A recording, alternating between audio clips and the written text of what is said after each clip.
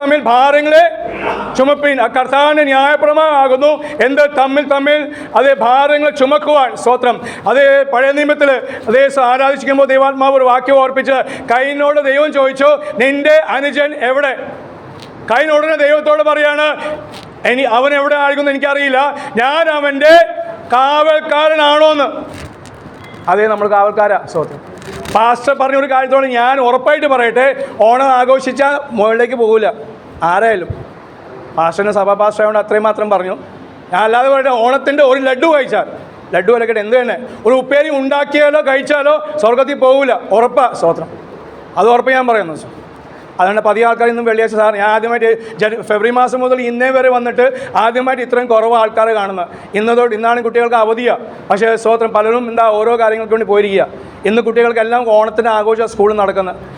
ഈ സമയത്തൊക്കെ പോകുന്ന സഭകൾ പറയാറുണ്ട്. കഴിഞ്ഞ ആഴ്ച AG സഭയിൽ പോയപ്പോൾ അവിടെയും പറഞ്ഞു, കുഞ്ഞുങ്ങളെ കമാന്ന് പറയുക ഒരു ഭക്ഷണം പോലും കഴിച്ചു പോലും. കഴിച്ചു കഴിഞ്ഞാൽ പിന്നെ വയറുവേന തലവേന മറ്റുള്ള പ്രയാസമായിട്ട് പിന്നെ പ്രാർത്ഥനയാണ് ഇന്ന് പുറകെ പ്രാർത്ഥിക്കേണ്ടത്. സ്തോത്രം. നമുക്ക് അവകാശമില്ല, നാം വിട്ടതാ. സ്തോത്രം. ഹല്ലേലൂയ. ഇഷ്ടംപോലെ സഭകൾ ചെയ്യുന്നുണ്ട്. പക്ഷെ നാം ചെയ്താൽ അതിൻ്റെ പ്രതിഫലം നാം മേടിക്കേണ്ടി വരും. അത് ഇവിടെ വെച്ചായാലും അവിടെ ആയാലും. സ്തോത്രം. പറയാണ്, നിങ്ങൾ തമ്മിൽ ഭാരങ്ങളെ ചുമപ്പേൻ.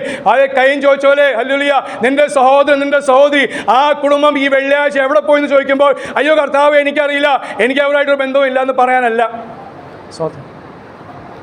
ഏത് പരിപാടി ഉണ്ടായാലും ഹല്ലേലൂയ അതേ കൂട്ടായ്മ മുടക്കാതെ ദൈവസ്ഥലിൽ കൂട്ടായ്മയായി വരുവാൻ. കാരണം കാലം നമുക്ക് ഏറെയില്ല. യേശു പിന്നെ 50 വർഷമായി കഴിഞ്ഞിട്ടേക്കും വരുന്നത്. 50 വർഷം ഞാൻ നിങ്ങളും ജീവിച്ചിരിക്കുമോ? ഇല്ല.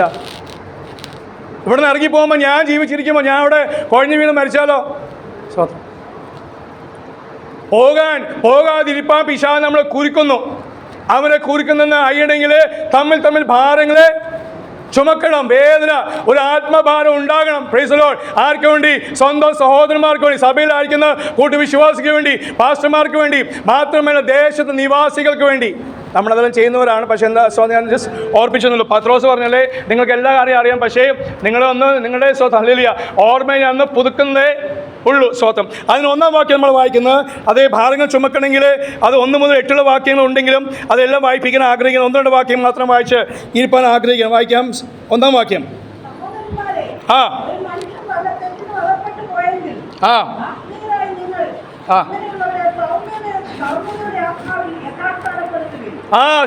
സൗമ്യതയുടെ ആത്മാവിൽ അവരെ തെറ്റിപ്പോകും.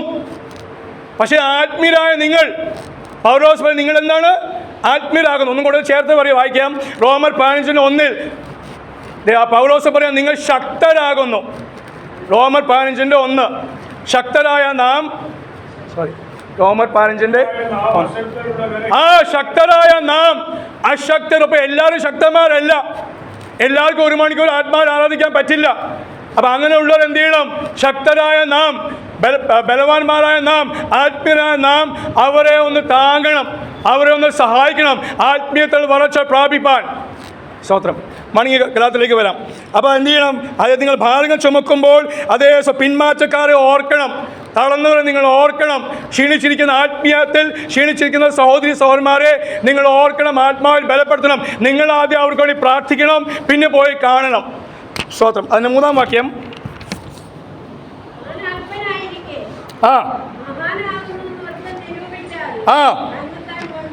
സ്തോത്രം. ഒരുവൻ അല്പനായിരിക്കെ, അല്പനാണ്. സ്തോത്രം. പക്ഷെ ആ അല്പത്തിൽ എന്തുണ്ട്? അവൻ വെളിപ്പാട് കാണുന്നതാ, പ്രവാചകനാ. അതേ ഹല്ലേലൂയ വൻകാര്യങ്ങൾ ചെയ്യുന്ന. പക്ഷേ അവൻ ദൈവസ്ഥലി അല്പനായാൽ, അവൻ അല്പനായിരിക്കെ എന്ത് ചെയ്യും? അവൻ മഹാനെന്ന് താൻ തന്നെ നിരൂപിച്ചാൽ വചനം പറയുന്ന അവൻ തന്നെത്താൻ വഞ്ചിക്കുന്നു. വേറെ ആരെയല്ല ഭാര്യ ഭർത്താവിനെയോ പാസ്റ്ററല്ല വഞ്ചിക്കുന്ന, തന്നെത്താൻ വഞ്ചിക്കുന്നു. വഞ്ചിക്കപ്പെട്ടാലോ ദൈവത്തെ ദുഷിക്കും.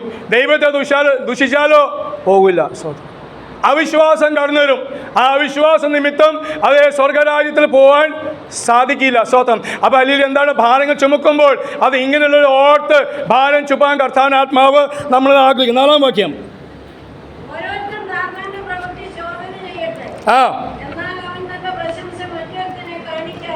ഓരോരുത്തരും താൻ്റെ പ്രവൃത്തി ശോധന ചെയ്യുന്ന. ആത്മീയരാകുമ്പോൾ, ആത്മാവിൽ ബലപ്പെട്ടവർ ഇരിക്കുന്നതാകുമ്പോൾ അത് ശക്തരാകും. എന്ത് ചെയ്യും? തന്നെത്താൻ പാസ്റ്റർ പറഞ്ഞല്ലോ, തന്നെത്താൻ ശോധന ചെയ്യും. സ്വതന്ത്രം കത്രമേശ എടുക്കുമ്പോൾ നമ്മൾ പറയുന്നത് അതൊക്കെ കത്രമേശ മാത്രമല്ല, എല്ലാ സമയം പാസ്റ്റർ പറഞ്ഞത് ആ പ്രയാസം വരുമ്പോൾ മിണ്ടാതെ മൗനമായി ഇരുന്ന് പിന്നെ സമയങ്ങളിൽ സ്വതന്ത്രം അത് ഓർത്ത് അതിനെ തള്ളിക്കളയുവാൻ പൂർണ്ണമായി മാറണമെങ്കിൽ യേശുവിന് കൃപ പകരപ്പെട്ടാൽ, അത് കർത്താവിന് രക്തത്താൽ ശുദ്ധീകരണം പ്രാപിച്ചാൽ ഹല്ലേലൂയ നമുക്ക് ആ വിഷയത്തിന്മേൽ ജയം പ്രാപിക്കുവാൻ എന്നെ തന്നെ ശോധന ചെയ്യുവാൻ. 5 മതി. സ്തോത്രം. ഓരോരുത്തരും താൻ്റെ ചുമട് ചുമക്കുവാൻ. മറ്റുള്ളവർ ചുമട് അവർ ആക്കിക്കോളും എന്നാ പറഞ്ഞല്ലോ. ഭാരം തമ്മിൽ ഭാരം ചുമക്കണം. കൂടാതെ പക്ഷെ ഞാൻ ചുമക്കേണ്ടത്, വിക്ടർ പാസ്റ്റർ ആയിക്കോട്ടെ, ഞാനായിക്കോട്ടെ, ഞങ്ങൾ അനുഭവിക്കേണ്ട കഷ്ടം ശരീരത്തിൽ ഞാൻ തന്നെ അനുഭവിക്കണം. എൻ്റെ ഭാര്യയ്ക്കല്ല, സഭയ്ക്ക് ആർക്കുമല്ല, ഞാൻ അനുഭവിക്കണം. അതുകൊണ്ട് കർത്താവ് പറഞ്ഞ് എന്നെ അനുഭവിക്കാൻ ആരെങ്കിലും ഇച്ഛിക്കുന്നുവെങ്കിൽ തന്നെത്താൻ ത്യജിച്ച് തൻ്റെ ക്രൂശ് എടുത്ത്. അപ്പോൾ എൻ്റെ ഭാര്യയുടെ ക്രൂശ് വേറെയാട്ടോ. സ്വന്തം ഭാര്യമാരുടെ ക്രൂശ് വേറെയാ. അവരോ ക്രൂശ് ചിലർ പറയാറുണ്ട് അവരോ ക്രൂശാണ്. സ്വത്രം അത് നന്മയ്ക്ക് വേണ്ടിയാണ് നമ്മളെ ശുദ്ധീകരിച്ച പാസ്റ്റർമാരെയും സഹോദരന്മാരെയും ശുദ്ധീകരിക്കാൻ വേണ്ടി അവർ തന്നിരിക്കുന്നത്. സ്വത്രം. അപ്പോൾ തന്നെത്താൻ എൻ്റെ ഒരു ചുമടുണ്ട്, ഞാനത് വഹിക്കണം. സ്വത്രം. 6-ാം വാക്യം.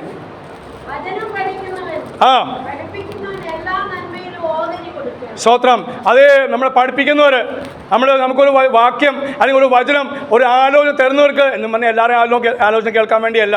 ഈ കാലം ഇഷ്ടം പോലെ, ഈ കാലം ആ കാലത്തെല്ലാം യേശു താൻ തന്നെ പറഞ്ഞു കള്ളപ്രവാചകന്മാരെ നിങ്ങൾ സൂക്ഷിക്കണം. അപ്പോൾ അത് പഴയ നിമിത്തത്തിൽ സംഭവിച്ചു, യേശുവിൻ്റെ കാലത്ത് സംഭവിച്ചു. ഇന്നും ആൾ ഉള്ളതുകൊണ്ട് ധാരാളം നടക്കുന്നു എന്ന് മാത്രമല്ല. പക്ഷെ നമ്മൾ വിവേചിക്കുവാൻ, ആരെയും നമ്മൾ വിധിപ്പാൻ നമുക്ക് സാവകാശമില്ല. അവരെ വിധിക്കേണ്ട അവർക്കുള്ള അതേ കാര്യം കിട്ടും. സ്വന്തം പറ്റിച്ചോ 500 രൂപ 1000 രൂപ അല്ലെങ്കിൽ സഭയിൽ വന്ന് സ്വന്തം കഴിഞ്ഞ ദിവസം സഭയിൽ പോയി പറഞ്ഞു അവിടെ വന്നിട്ട് ഹല്ലേലൂയ അവർ വീടില്ല എന്ന് പറഞ്ഞ് അത് പുള്ളി പ്രവചിച്ചു, നല്ല പ്രവാചനമൊക്കെയാണ്. പക്ഷേ വീടില്ലെന്ന് പറഞ്ഞ് പണമൊക്കെ മേടിച്ച് വീടുണ്ടാക്കി സ്ഥലം വിട്ടു. സ്വന്തം കുഴപ്പമില്ല, പുള്ളിക്ക് പ്രവർത്തിക്കനുസരിച്ച് കർത്താവ് കൊടുക്കും. നമ്മളെന്ത് ചെയ്തു? നമ്മളെ വിശ്വസ്തയോടെ വന്ന ആള് ദൈവത്തിന് ദാസനെന്ന് ദൈവസഭ നിരൂപിച്ചു, ചിന്തിച്ചു, വിശ്വസിച്ചു, അതിനനുസരിച്ച് ചെയ്തു. യേശു പറഞ്ഞു അതേ നിങ്ങളെ വീട്ടിലേക്ക് ആരെങ്കിലും വരികയാണെങ്കിൽ അവൻ ശിഷ്യനാണ്. സ്വത്രം. അതേ ശിഷ്യനാണെങ്കിൽ ശിഷ്യൻ്റെ രീതിയിൽ നിങ്ങൾ സ്വീകരിച്ചാൽ നിങ്ങൾക്ക് അതിലെ പ്രതിഫലം കിട്ടും. അപ്പം നമ്മളത് മനസ്സിലാക്കിയില്ല, കള്ളനാണ് അല്ലെങ്കിൽ. പക്ഷെ നമ്മളെന്ത് ചെയ്തു? ശിഷ്യൻ എന്ന രീതിയിൽ, പ്രവാചകൻ എന്ന രീതിയിൽ അതേ അവർക്കത് കൊടുത്തു. ഒരു ഗ്ലാസ് തണ്ണീർ കിട്ടിയാൽ നമുക്ക് അനുഗ്രഹം ഉണ്ടെങ്കിലോ സ്വത്രം. അപ്പം സ്വീകരിച്ച് നമുക്ക് അനുഗ്രഹം ഉണ്ട്. ഇവിടെ ഒരു അല്പം നഷ്ടം വന്നാലും സ്വത്രം കർത്താവ് അവന് നല്ല അടിയും കിട്ടും, കൊടുക്കും. അത് നാം കണ്ണാലെ അത് കാണുവാൻ കർത്താവ് സഹായിക്കും. നമുക്കതിന് അനുഗ്രഹവും കിട്ടും. ഒരിക്കലും ദോഷം സംഭവിക്കില്ല. നന്മയാൽ തിന്മയെ ജയിക്കുക. അയ്യോ അവർ വന്നിട്ട് അത് കള്ളപ്രവാചകം പറഞ്ഞിട്ട് ഞങ്ങളിൽ നിന്ന് പൈസ അടിച്ചുകൊണ്ട് പോയല്ലോ. എല്ലാവരെയും പരാതി അതാണല്ലോ. അതുകൊണ്ടാണ് പലപ്പോഴും അതേ അതിഥി എന്ന് പറഞ്ഞാൽ സ്വത്രം അറിയാത്ത, ഞങ്ങൾ ആദ്യമായിട്ട് വന്നപ്പോൾ അതിഥിയായിരുന്നു, ഇന്നും അതിഥിയാണ്. സ്വത്രം. കർത്താവൻ അങ്ങനെ അതിഥിയാണ്. നാം വിളിച്ചു വരുത്തുന്ന ആൾക്കാരല്ല അതിഥി, അറിയാതെ വരുന്നവനാണ് അതിഥി. അവൻ കള്ളനായാലും സ്വത്രം ദൈവം ഹല്ലേലൂയ അത് അവന് ശിക്ഷ കൊടുക്കും. നമുക്കതിന് അനുഗ്രഹം കർത്താവ് തരും. അപ്പോൾ വചനം വലിയ വചനമായിട്ട് അതേ സ്വത്രം അതേ പഠിപ്പിക്കുന്നവർക്ക് അതനുസരിച്ചില്ല അതേ സമയം അതേ നന്മ കൊടുക്കണമെന്ന് 6 7-ാം വാക്യം വായിക്കുന്നത്, വഞ്ചിക്കപ്പെടാതിരിപ്പേൻ. വഞ്ചിക്കപ്പെടാതിരിപ്പേൻ. ആദ്യം വാക്യം അത് നമ്മൾ വായിച്ചത് തന്നെത്താൻ വഞ്ചിക്കുന്ന അനുഭവം. അവിടുന്ന് വിടുവിച്ച് അതേ കർത്താവിന് പൂർണ്ണമായി നിൽപ്പാൻ, നമ്മെ തന്നെ വഞ്ചിക്കപ്പെടാതിരിപ്പാനും നമ്മുടെ പ്രാർത്ഥന കുറവുകൊണ്ടാണ് ഒരാൾ നമ്മളെ വഞ്ചിക്കുന്നത്. വഞ്ചന അനുഭവിച്ച ശേഷം അവരെ കുറ്റം പറയുക, ദൈവത്തെ കുറ്റം പറഞ്ഞിട്ട് കാര്യം ഇല്ല. അപ്പം അതിനുവേണ്ടി എന്ത് ചെയ്യണം? എപ്പോഴും ഇടവിടാതെ പ്രാർത്ഥിക്കണം, എല്ലാത്തിനും സ്തോത്രം ചെയ്യണം. ഇടവിടാതെ പ്രാർത്ഥിക്കണം, എല്ലാത്തിനും സ്തോത്രം ചെയ്യണം. അല്ലെങ്കിൽ ദൈവസ്ഥനെ ഉപവസിക്കണം, പ്രാർത്ഥിക്കണം. എന്നാൽ കർത്താവ് നമ്മളെ ഒഴിച്ച് മാറ്റും. 8-ാം വാക്യം വേണം, മതി. 9-ാം വാക്യം കൂടി. 9 മടുത്തു പോകരുത്. നന്മ ചെയ്യുന്നത് മറ്റുള്ളവരുടെ പ്രവൃത്തി കണ്ട് കൊടുക്കുന്നത് നിർത്തല്ലേ. പ്രാർത്ഥിപ്പാൻ അല്ലെങ്കിൽ മടവന് കിട്ടിയില്ലല്ലോ, അല്ലെങ്കിൽ അവർക്ക് വേണ്ടി പ്രാർത്ഥിച്ചത് അത് നന്മയായി വന്നല്ലോ, അവർക്ക് വിടുതലില്ലല്ലോ, അവൻ്റെ സ്വഭാവം അങ്ങനെയാ, അവരുടെ സ്വഭാവം അങ്ങനെ തന്നെയാന്ന് പറയല്ലേ. അല്ലെങ്കിൽ ദൈവത്തിന് മാറ്റുവാൻ നിമിഷം മതി. കർത്താവിനെ മാറ്റുവാൻ അവർ ചെയ്യുമ്പോൾ 20 വർഷം മുമ്പേ അല്ലെങ്കിൽ എറണാകുളം ഭാഗത്ത് വന്ന് പറഞ്ഞൊരു കാര്യം ഇന്ന് ഇടയ്ക്കിടയ്ക്ക് ഭാഷ പറയാറുണ്ട്. ഞാൻ അല്ലെങ്കിൽ ഒരാൾ കുറ്റം പറയുമ്പോൾ സ്വന്തം അല്ലെങ്കിൽ ആ കുറ്റം പറയുന്ന സമയത്തിന് തന്നെ അത് ദൈവത്തിന് അവൻ്റെ ഹൃദയത്തെ സ്പർശിച്ച് അവനെ മാറ്റുവാൻ കർത്താവിന് ശക്തിയുണ്ട്. ഞാൻ കുറ്റം പറയുമ്പോൾ തന്നെ കർത്താവിന് അവനെ രൂപാന്തരപ്പെടുത്തുവാനുള്ള ശക്തിയുണ്ട്. അത് കർത്താവ് ഈ ദിവസം നമ്മളെ കൂടുതലായി സഹായിക്കുന്ന അന്യോന്യം ഭാര്യ തമ്മിൽ ഭാര്യകൾ ചുമന്നുണ്ട് അതേ ഈ ദേശം നേടുവാൻ.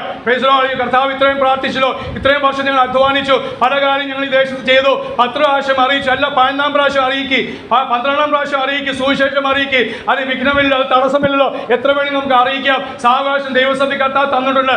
അതിനുവേണ്ടി കാര്യങ്ങൾ ചെയ്യുവാൻ ദൈവപ്പ ശക്തിയോടെ സഹായിക്കട്ടെ. അതിനനുസരിച്ച് പ്രതിഫലം കർത്താവ് നമുക്ക് തരും നിശ്ചയം. കർത്താവ് ഈ വചനം കൊണ്ട് നമ്മൾ അനുഗ്രഹിക്കും, സഹായിക്കും. സമയം തന്ന ദേവദാസന്മാരോട് നന്ദി അറിയുന്നു. കർത്താവ് നമ്മളെ അനുഗ്രഹിക്കട്ടെ. കർത്താവിന്റെ ദാസിൽ കൂടി കേൾപ്പിച്ച നല്ല ആലോചനയ്ക്കായി നമുക്ക് കർത്താവിനെ സ്തുതിക്കാം. തമ്മിൽ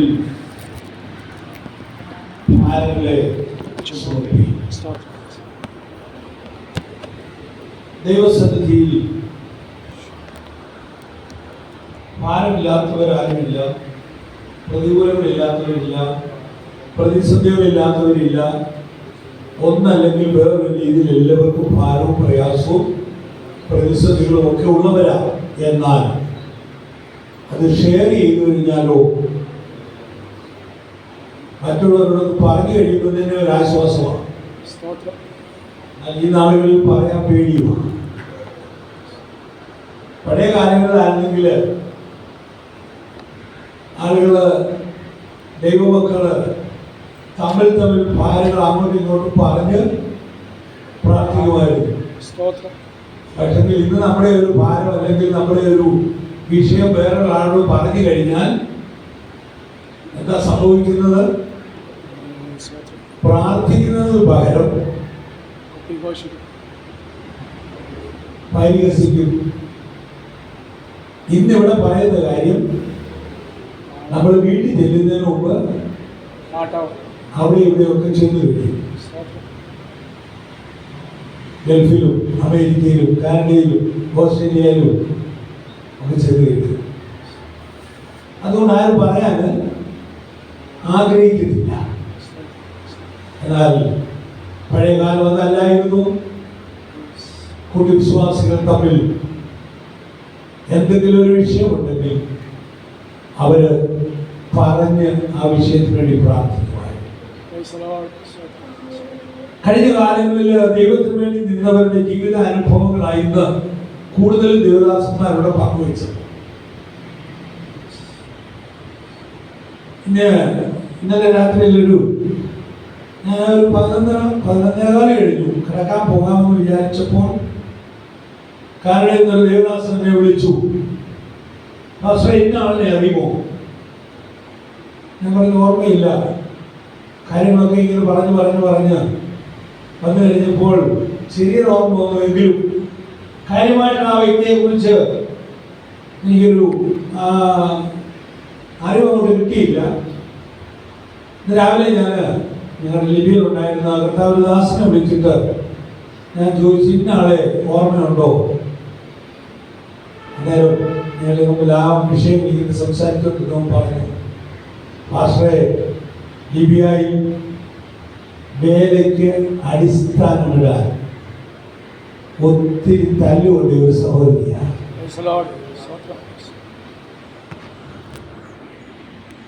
കുമ്മനാണ്ടുള്ളതാ. അവിടെ വേല ആരംഭിക്കുന്ന സമയത്ത് ഈ സഹോദരി